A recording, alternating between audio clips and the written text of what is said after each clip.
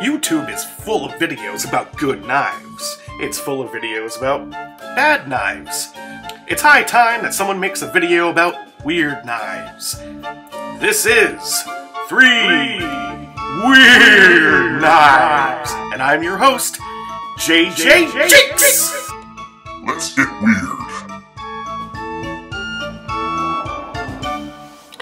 Well, it's been a long, hard minute since I've done one of these videos, so I figured I would start out with something that is long and hard. Now, what do you suppose this is? Well, it's a little dagger ground deal with a pair of dangly bones on it. That's what I would have guessed. It belongs to this skull and crossbones necklace, which comes with not one, but 2 sets of testicle knives. This would have been great for my pirate video. Oh well. So, yeah, it's another one of these, like, necklace things with knives that shove into various parts of it. I just thought I had to get it because, you know, I like balls. Oh, that one's got a dent in it. I wonder what the story is there. The life of a pirate was hard. I don't think these things have much utility to them, really. It's like, hey, you got a letter opener I could borrow? I got 2 of them.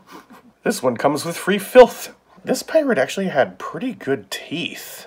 I didn't think oral hygiene was so good back then. Look at those chompers. Arr! Next up, one of these things.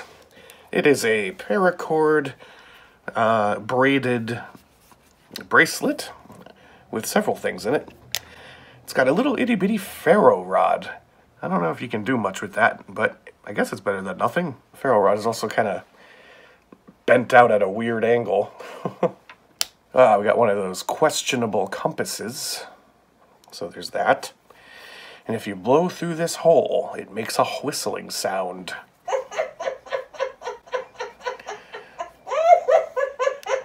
Apparently it summons cackling witches.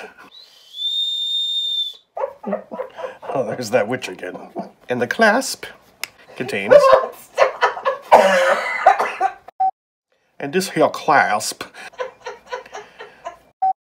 The clasp is held on with this little clip, and when you pull it apart, right around wrist level, you get a knife blade, which is the perfect position for something like this. Check out the knife condom. It's just a little plastic pouch, kind of like a real condom.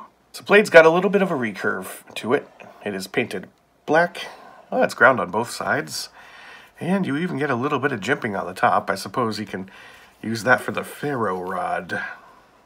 Let's give it a go.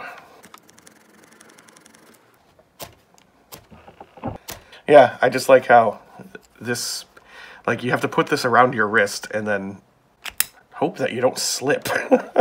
And you can get these in all kinds of different colors. I've seen them around on pretty much everywhere. Amazon, Wish. Thought it was kind of weird that they would have such a sharp object at your wrist. And it's supposed to be a survival tool? Well, let's hope you'll never need one. Knife number 3. This comes to us from Snake Eye.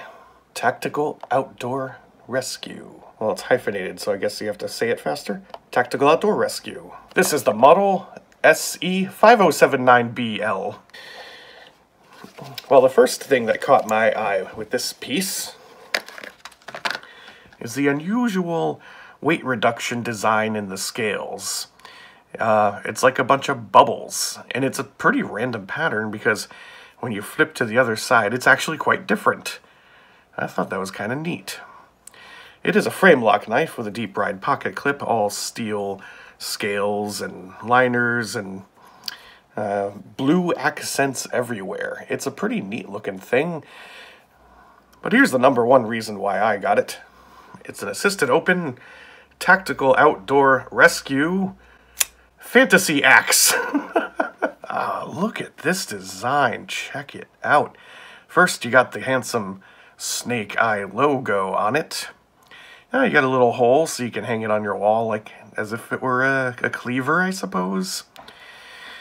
And then this big recess cut out in wavy lines. Then you round about here, and you get the back of this very, very sharp-tipped fantasy axe, really.